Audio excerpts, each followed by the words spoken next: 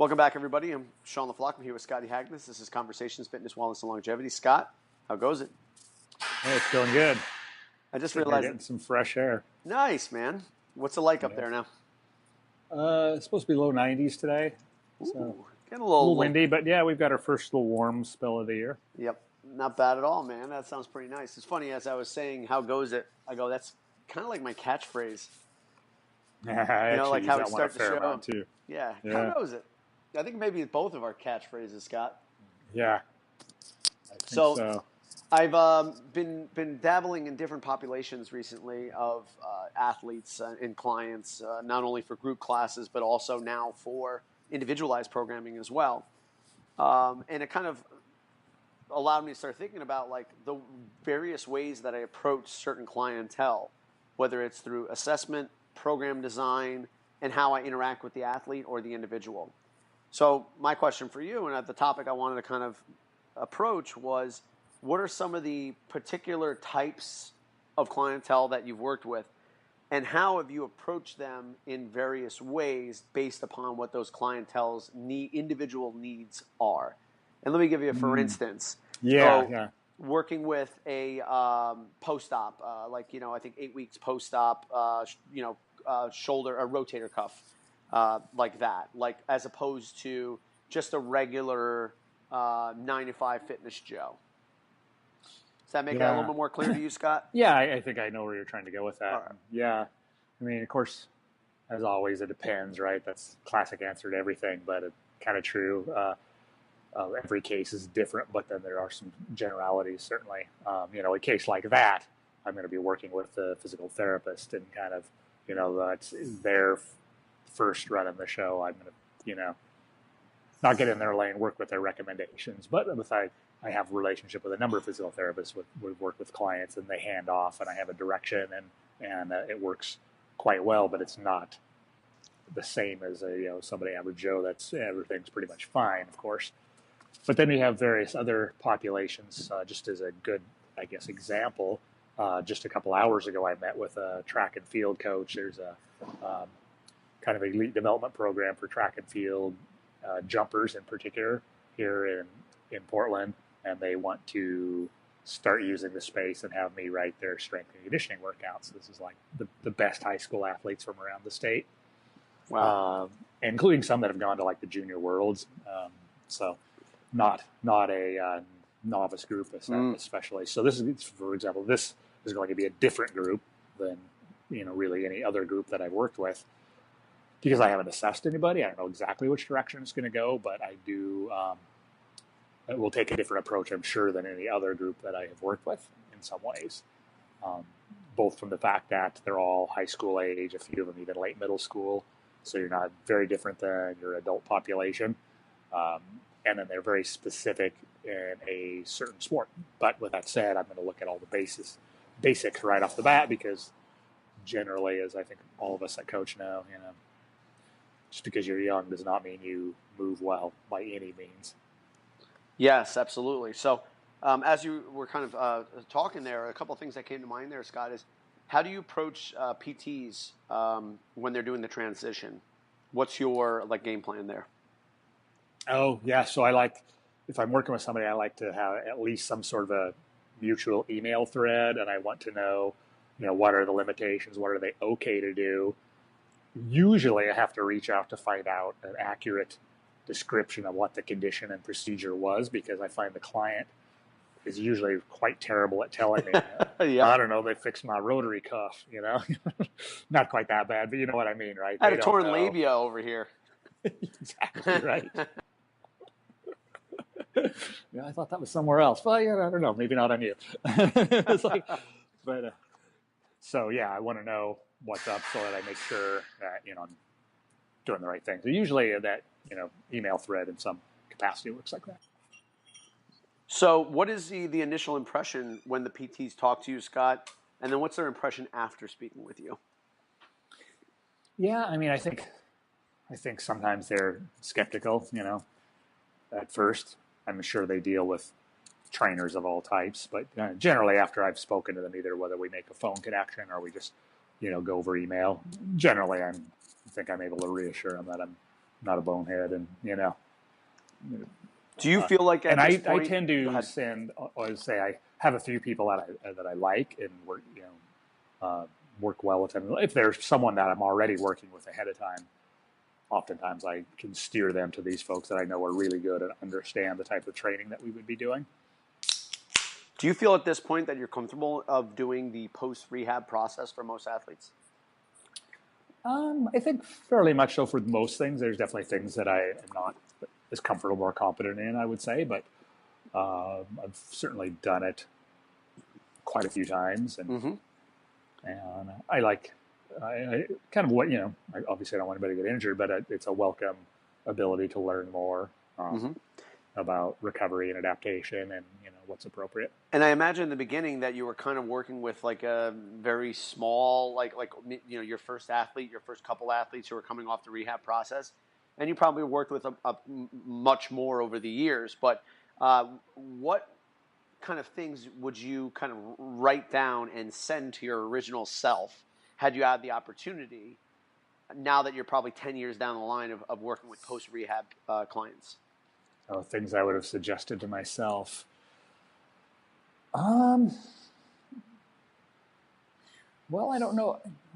I don't feel like anything that I butchered horribly, but I think the thing that in general that I would write back to my old self is, stay in your lane. I might have been more inclined to try and invent the wheel myself in my earlier years, and that doesn't go with just physical therapy, but like, various nutritional approaches and various things, that, in hindsight, yeah, it's like you didn't know as much as you thought you did overall, Yeah. and or kind of a bit of a knucklehead about it. So, Or maybe, obviously we had the best intention, but I think it depends is much more of a appropriate yeah, answer. Or let's see what this does, and then objectively look at it and not burn the boats, giving someone a certain right. program Without or some diet preconceived, without being like, oh well, you know what, that didn't work. Let's try something else. right? Yeah, Whereas, like in much the beginning, more. we're like, this is definitely going to work, and you convince the client of doing it and whatever, and it doesn't work. You're like, oh shit, it doesn't work. Yeah, They gained weight. exactly. Yeah, it doesn't work for everybody. Yeah, and then I think a lot of us when we were young coaches, is like we put a lot of time in the trenches and try stuff out, and whatever it was that worked for us personally is like, well, this is the greatest thing since sliced bread, right? So um, the problem is that not every client has our same neurotransmitter makeup. They don't have our muscle fiber makeup. They don't necessarily have the same overall work capacity or you know autonomic balance or metabolic functions, right? There's all these factors, Yep. and they're not us. So what works for us might really not be good at all for them. It's a good point. Where down the line you start to realize, oh, yeah, still Yeah. do that. Um, do you happen to use a lot of like FRC principles now when it comes to post rehab clients? I really do like the isometric work for getting range of motion back and getting things moving. I definitely use a lot of that. Um, and there's levels that you would use that are not the classic levels that we all see, on Instagram or whatever. You see the high effort, cool shit there, basically, right? Yep. But there's the lower level stuff that's much more appropriate. Same with the same principles underpin it. We're creating both progressive and regressive tissue adaptation in range. So I just started working with a client who is a post-labral repair, subscap, biceps tendon, the whole works. Probably not too far off of what you've had there, Scott. Yeah, And just got cleared similar. from the doc. He had been a baseball player and and a fairly decent fitness athlete. So older, looking to just basically get to a point where they can move free, do whatever they want.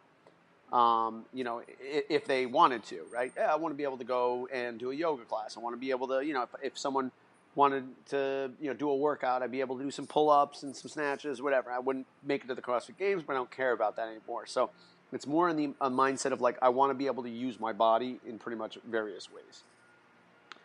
So he's now been cleared by the doc and now kind of like passed on to me. And what would be your considerations for a post-labral / rotator cuff tear athlete now that you've probably been not only yourself, but also probably worked with a bunch of clients as well going through the same thing? What would be some of the considerations that you would have? Yeah, definitely, building stability.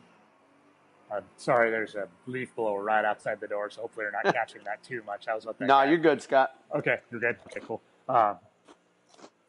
Building stability within safe ranges of motion and then expanding that. I know in my own personal rehab, and granted, this was way before I even started coaching others when I had my reconstructive work done, I did not go after getting the proper range of motion back nearly early enough. And it was a long process as compensation patterns cemented in around that. So I think the sooner that we can begin to expand that within a safe window and building stability, because without the stability, you're not going to get the range of motion most likely. Okay, can you expand on that a little bit there, Scott? So for instance, if you have a person who has, let's say, like 20 degrees of abduction right now, right, and their external rotation is, maybe like missing 40 degrees or something like that. So would you, my approach right now is putting them in the simplest position, bringing them to whatever range is like a 6 out of 10 of discomfort. So obviously I don't want to bring them to end range and be like, oh, it's really painful here to hold this. Kind of going to as high as they can while it's uncomfortable and doing isometrics there along with some basic CARS movements of exploring those end ranges of motion. Am I going along the right path, so to speak, or am I moving in the right direction? Yeah, I think that sounds solid. Right, we're going to do. Let's see if our isometrics. So let's just say, for sake of simple, Yep. Maybe he can get here, which is 40 degrees. Well, we don't probably want to go to end range, but we can come into the safe range here, which may still be a tad uncomfortable when you're doing a low level contraction. So not these max out, pop a vein, irradiate, or die kind of things by any means. We're talking like 10, 20% of maximal voluntary contraction, which is pretty mellow, but building some strength there. And then over time, that range where he's able to do that will expand. And then CARS, again, exploring the range, and maybe missing large pieces of that range. But you can take two instead of doing the full movement. Maybe you're doing quarter CARS, which would be just in an arc that is, you can isolate it down to just a piece of the arc and work through that. Yeah, I was thinking, I basically did it in a seated position next to a wall where I'm like, all right, go as far out from the wall as you need to while putting that range of motion in. And that'll be a relatively objective way of telling your range of motion over time how far away you are from the wall.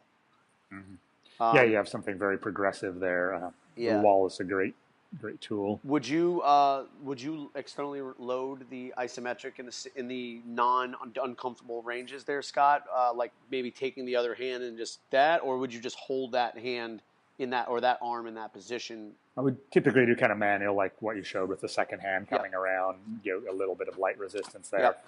And then another thing I've always done with my folks, so I would be training his other arm unilaterally, but particularly with isometrics and strength work too, but I would also work those ranges of motion on the other side as getting that neural transference back to the other side. Got it. So not doing the CARS only on one side, but actually doing the CARS on both sides, or like you said, doing dumbbell work on the opposite side. Because it will have some kind of transfer toward it. It'll have some transfer side to the side that isn't doing. Yeah. Very interesting.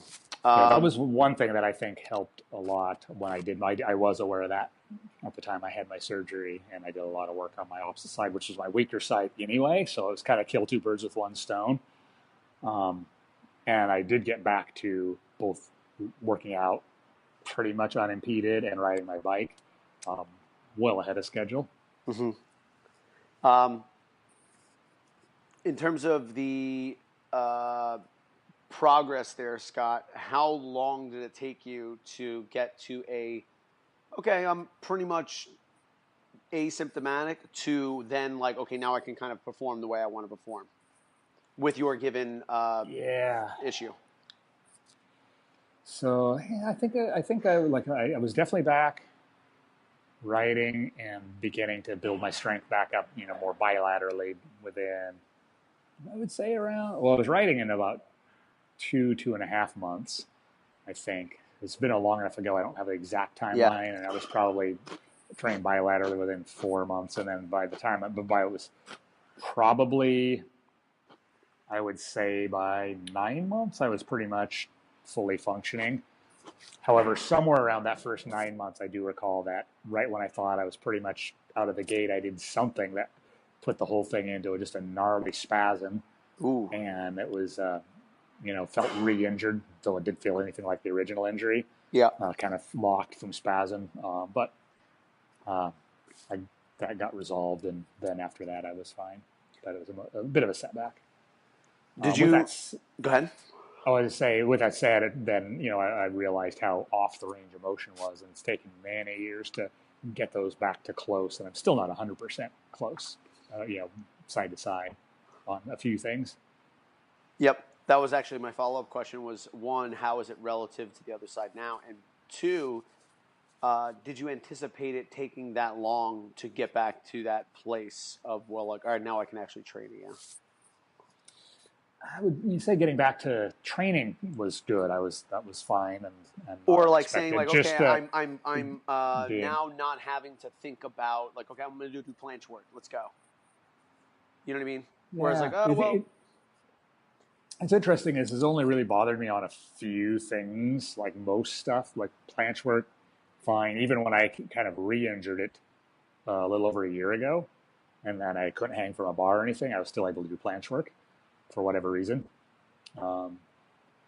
It tends to not like pure overhead stuff, hanging or pressing quite to the same degree. But with that said, I can still do parallel full range handstand push-ups on it.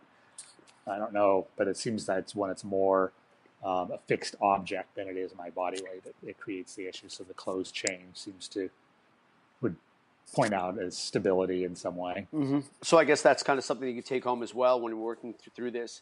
Like being on a bar would probably the far end of the spectrum, whereas maybe being on non-fixed things like rings might be a earlier on progression going forward. Mm.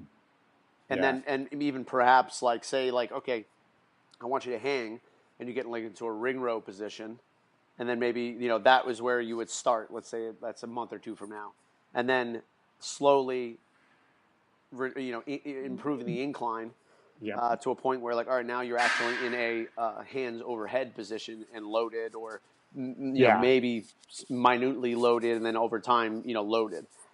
Exactly. Yeah, I have done that with folks, and making when you get toward vertical, it's going to be an active hang at least initially. Yep. Because passive hang may not be tolerable for a while, though it may eventually be, but down the line for sure. Definitely. Yeah. The other clientele you had talked about was teaching youth athletes. Oh, the track and field. Yeah. Yeah. How far into educating these athletes do you get in terms of the training, or how or anticipate educating them? Because obviously, if you're an adult, it's all right. Well, I'm going to try to teach you enough so that you're kind of empowered. But it's like, do you do the same thing with youth athletes? I'm not asking for a right or wrong answer. I'm just seeing what your approach is. In an ideal world, yes, I'm hoping that they are, interested in the training and the whys. Their actual technique coaches will be present at all times, and obviously we'll be going over the whys and all that. But I prefer when people are bonding because they know what's going on, and I try not to bore people with details, but I tend to try and read people and see what they're interested in. I've worked with that age group more in the dance community, but similar needs of jumping power and upper body strength, pretty for male dancers. Yep. That have to partner. And I generally find when people are serious enough to train with the hours, those folks do, and it sounds like these folks being top state people. Yep. Investing a lot of time and traveling for these things, guessing that they're pretty invested in what they're doing. And so usually they are. reasonably interested in learning what they're doing. And you're not working in a state where it's a bunch of novices when it comes to track and field day, Scott. You live in Oregon. No, So Oregon is kind of the epicenter of track and field. Yeah, this is true. We're not super near Eugene, where it all happens, but we're not that far either. Yeah, but I imagine that anywhere within the state, they're probably got a coach from somewhere looking at a kid who's a standout, Yeah. No, there's a lot, and we're here in Nike Town and Adidas Town, headquarters here, and there's definitely a lot in running of all types, including track and field is definitely big stuff here. Yep. And I imagine, in my perspective, I think obviously there's been a paradigm shift of strength and conditioning, movement training, technique coaches in the last 15 years.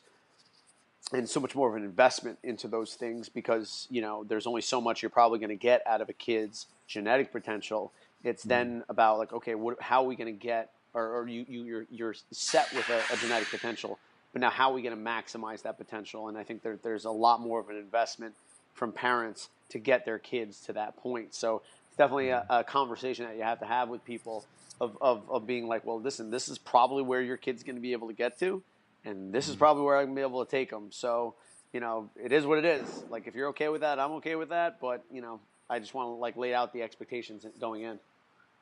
Right, yeah, because I think there's always the parents with the unrealistic expectations of Johnny or Jane. Yeah, thankfully, I don't think that, I'll have as much involved with that piece of it as their actual technique coaches. But, still you'll spot outliers. It was like, I still remember I worked with a college basketball player here at PSU one time a number of years ago, and he was an Olympic hopeful for his home country. Oh wow! And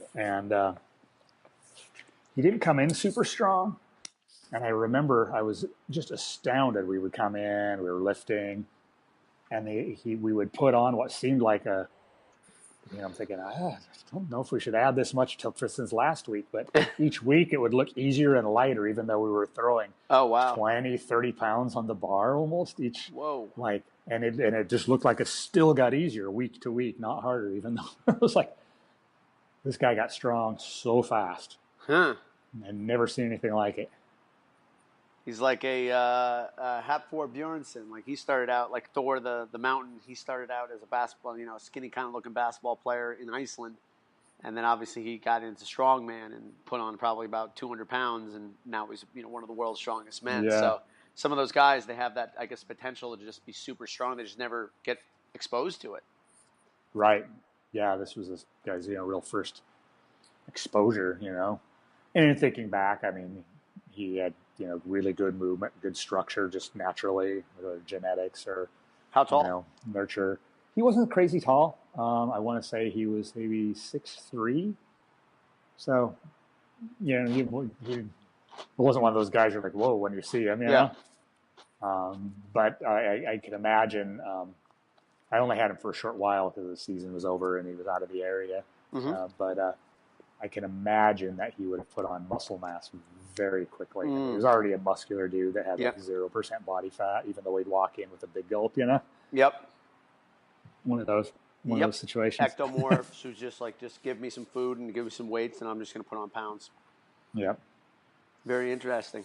So the last thing I wanted to kind of pick your brain about, Scott, and maybe discuss a little bit was you had mentioned earlier that there was, some things that in the beginning we were like, oh yeah, this is what we're going to be giving people and this is how we're going to be doing it. And, now that we've kind of walked the path and made some objective, or had some perspective now, what are a couple of things off the top of your head where, again, you could send a note back to yourself back then, you would have been like, maybe not doing this would have been a better idea. And I'll break the ice with my own, Scott. And I think the whole paleo movement would probably be one of those things that I went probably too gung-ho with. Mm-hmm. That would be mine off the top as well. Mm-hmm. And I think, what? I mean, this is just a noticing recently, not killing people with volume. Yes. Like keeping it very simplistic and having the conversations about like, yeah, you're going to do the same shit over and over and over because you need to get good at that shit. Mm-hmm. You're going to front squat a lot and you're going to do lots of split squats and it's going to suck for a long time. And maybe you'll get to higher progressive movements, but if you don't do this now, you're never going to get to those movements. So, giving myself the courage, which again, you can't do it. You have to walk the walk for you to get that courage to be able to sit in front of someone and be like, yeah, you're going to do this. And if you don't like it, see somebody else. You know what I mean? Or being able to obviously sit down and articulate why this is important and get them into the mindset, like in buying them in, Yeah.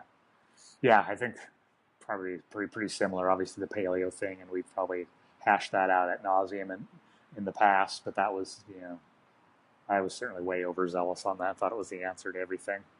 But also, novelty and movement complexity while having good movement complexity, I think is a great eventual goal. The truth is that most people need basic things for a very long time before they get to that cool stuff. And I think partly began because, you're looking at your own self as a study of N1. Yep. And I was originally influenced by some people that like to do, various flow work and movement and swinging clubs and novel kettlebell movements. And I think from my background of already at that point, decades on the bike, well, even what was considered complicated in the gym to me was like, oh, that's pretty easy. I'll figure that out. Yep. And I did not realize how I was layering compensated move. I still move like crap in the sagittal plane. What am I doing these weird 3D movements when I can't even deal, And then I took that mindset originally in where I'm, it's not unlike, you back in the old school days of CrossFit, right? You didn't have any sort of on-ramp. People just roll in, they take the class. It's snatching. All right, I'm teaching a squat snatch to somebody who has no concept even really to how to squat or deadlift yet. But, yep. What good is that doing? Yeah, I think one of the biggest things was, for me, was in the beginning, layering in too much complexity in conditioning pieces and too much complexity in the lifts. I think, like, especially even if you're trying to get someone to learn how to do snatches and cleans, that kind of stuff, and jerks, I don't think you need to deviate too far from the movements, as long as the emphasis and the supplementary work is complementing those movements. You know what I mean? Like, you can do all the tall jerks in the world. If you have no shoulder flexion, you're not going to learn how to jerk. It's just not going to work.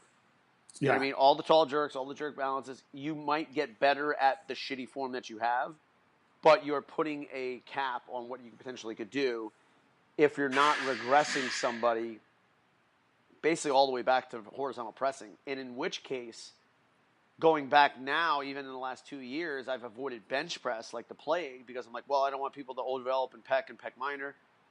But they have no concept how to press anyway. So you've got to learn, you have to teach them how to do a real bench press where they're using it as a scapular stability and tricep movement, not just a anteriorly dominant pec movement, right?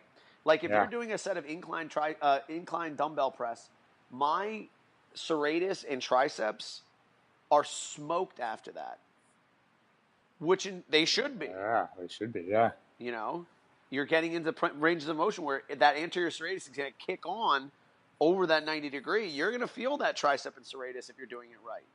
And I never felt, dumbbell incline bench press like that in the past. But again, you got to go back to basic things, and you've got to learn how to do those correctly to then coach others on learning how to do them correctly. Yeah. Definitely gone through some layering on the lifts like that. Back, relearn it. Now you can, coach it more effectively from that point. And again, less is more. Yeah, I mean, I kind of came around to that a number of years ago, but it just kind of continues as I see that. Yeah. And I think also, go ahead. I keep the programs I write keep getting simpler and more minimalistic. and I feel like the results have only been going up. Yep. And I have a, and we've chatted on and off about how little I'm working out, given how much I'm writing and working on this competition. And I just messing around. We had the parallettes out in the class, and I managed to do 2 straddle planche push-ups today, which I've not trained for. Whoa! Outside of some planche holds here and there, but I haven't done any. I've barely done any horizontal pushing, like at all, of any Wow. sort, weighted or unweighted, and but somehow I had enough recovery and whatever just to pull some of those out. You know, I think that's actually a really good conversation I'm going to save for next time, Scott, in terms of what the plasticity of not killing yourself with volume allows you to do as an athlete. You know, I think there's a lot of implications there. I think there's a lot of layers to that, and I think that's a great discussion that we might shelf for next time. I think that's a good one. I have a bunch of interesting stuff, you know, tracking a lot of things on myself and some of the people I work with, just some things to share about some low volume or some letting skills and strength kind of deep cook off in your brain and not using them for a while and then revisiting them and what kind of things I've seen and are possible. And I can attest to that as well, Scotty, so we'll have to talk about that next time. But for now, I'm Sean LaFlock. You can get me at Sean@CrossFitDelray Beach.com. I'm Scott Agnes. You get me at CrossFitPortland.com. Awesome, Scott. Have a great week, buddy. Yeah, you too. Later. All right, later.